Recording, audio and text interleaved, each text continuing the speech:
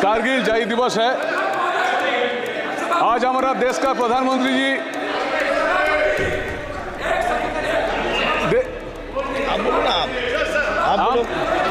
पहले धन्यवाद देना चाहता हूं।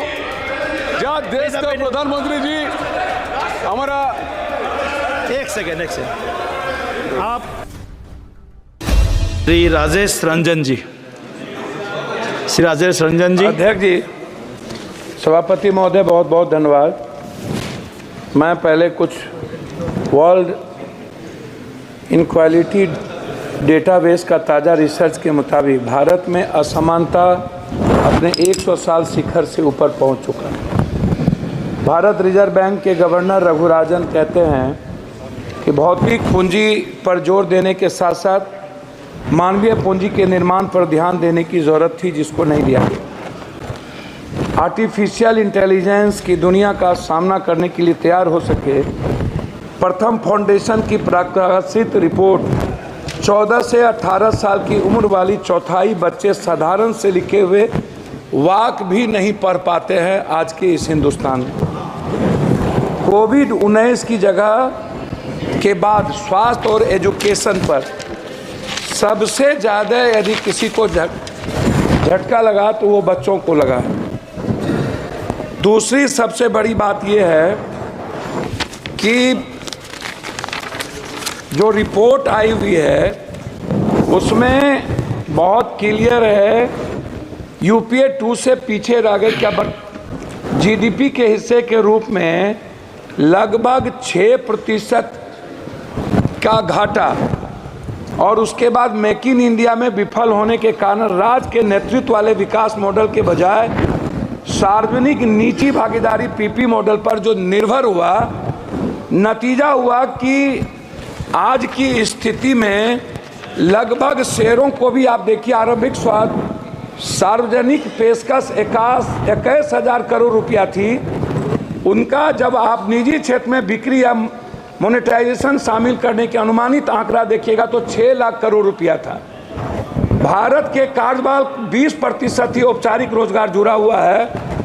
अंतर्राष्ट्रीय श्रम संगठन के ताज़ा आंकड़ों के मुताबिक लगभग 2000 में जहां देश में बेरोजगार में पढ़े लिखे नौजवानों की तादाद 54.2% थी, वो 2022 में बढ़कर 65.7% हो गई।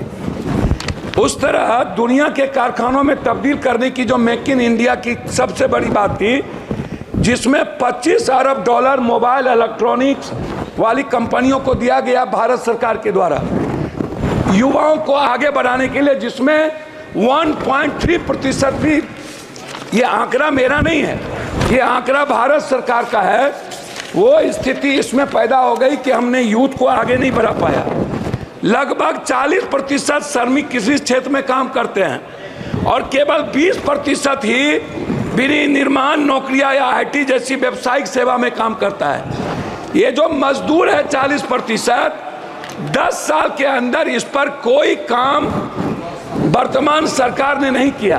खास तौर पर अनुसूचित जाति एससी, अनुसूचित जनजाति एसटी, पिछड़ा वर्ग ओबीसी आरक्षण के संदर्भ में आप उठा करके देखिएगा, जितनी प्राइवेट नौकरियों की बात आई नियोजित, उस पर कभी भी आज तक सभापति महोदय निजी आरक्षण को लेकर के वर्तमान सरकार 10 सालों में कभी भी किसी भी बजट में प्राइवेट आरक्षण को लेकर एसटी एससी अत्यंत पिछड़े वर्ग के लिए जब आपने सरकारी नौकरी खत्म कर दी, उसी का एक हिस्सा है बजट में जो आया है ओबीसी वर्ग के लिए, जिनकी राह में कठिनाई, छात्रों की pre 210 crore, post matric 10 crore, लगभग 921 करोड़, छात्रवृत्ति नेशनल फेलोशिप 55 करोड़, विदेशी शिक्षा की सब्सिडी स्कीम 25 करोड़ तथा छात्रावास योजना पर 45 करोड़ रुपया के अनुमानित, मतलब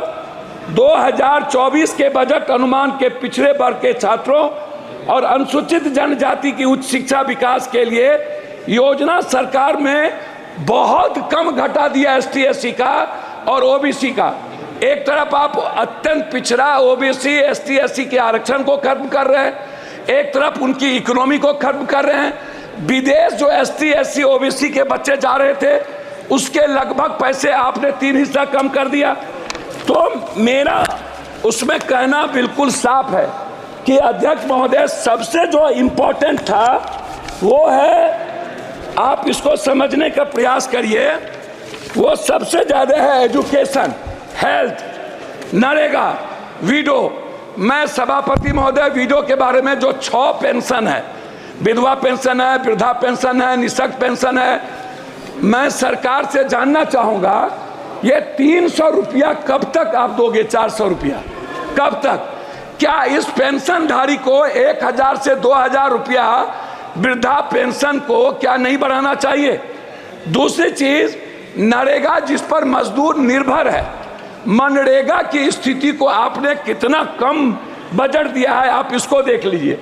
दूसरा चीज जो हेल्थ सेक्टर है, ग्रामीण स्तर पर जैसे कैंसर है, ब्रेन ट्यूमर है, हार्ट है, जो संक्रमण बीमारी है, जो OBC अत्यंत पिछड़ा दलित वर्ग आर्थिक रूप से वो नहीं कर पा सकता है, तो क्या आपने ऐसी कोई योजना बजट में कि जो ऐसा, आयुष्मान तो कहीं है फेल्योर है, तो क्या आप कोई ऐसी योजना जिसमें कैंसर, हार्ट, ब्रेन ट्यूमर, इसका इलाज फ्री और दवाई जो लगातार वृद्धि हो रही है, और ग्रामीण स्तर पर किसी भी अस्पताल का जहां डॉक्टर नहीं है, 76 अध्यक्ष महोदय 12 मिनट में 76% लगभग डॉक्टर नहीं है, लगभग टेक्नीशियन और लैब नहीं है, सरकारी अस्पताल कहीं भी दवाई नहीं देता है, गुणवत्ता नहीं है, मेडिकल सिस्टम नहीं है, आप इस पर नहीं कुछ बोले।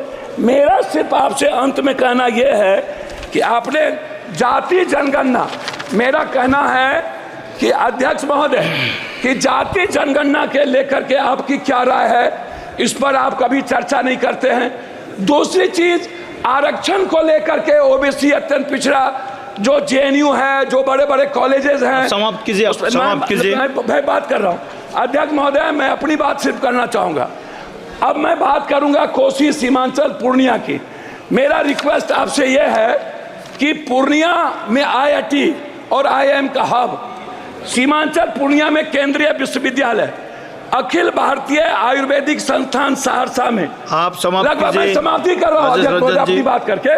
कोर्ट स्टेशन और पूर्णिया जंक्शन में वॉशिंग पीठ, लगभग कोसी नदी पर हाई डैम, पूर्णिया बिहार को उप राजधानी, दूसरा उच्च न्यायालय बेंच की अभिलाष कर रहा हूं, मक्का और मखान। मैं आपसे आग्रह करूंगा, सौमित्र खान जी, सभापति प्लीज कंक्लूड, प्लीज।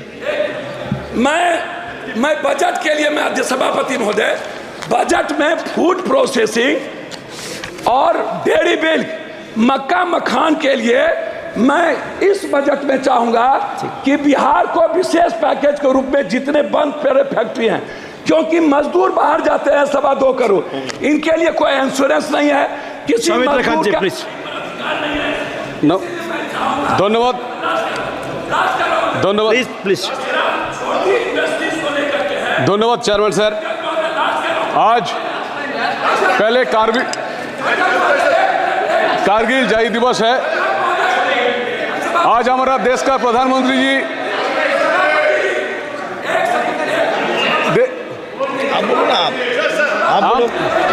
पहले धन्यवाद देना चाहता हूं, जहां देश का प्रधानमंत्री जी हमारा 1 सेकेंड आप मेरा आग्रह 15 सेकंड में बोले, 15 सेकंड। मेरा आग्रह है अध्यक्ष जी, ये जो आप जैसे आंगनबाड़ी, रसोईया, आज कारगिल जय दिवस, ममता, आशा, नियोजित, संविदा, शिक्षा मित्र, मेरा 2 ही इसमें सबमिशन है।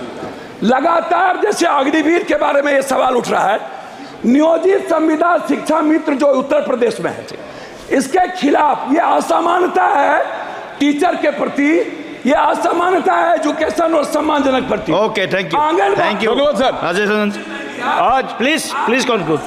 कोई चीज सौमित्र खान जी प्लीज स्टार्ट। सर धन्यवाद, प्लीज।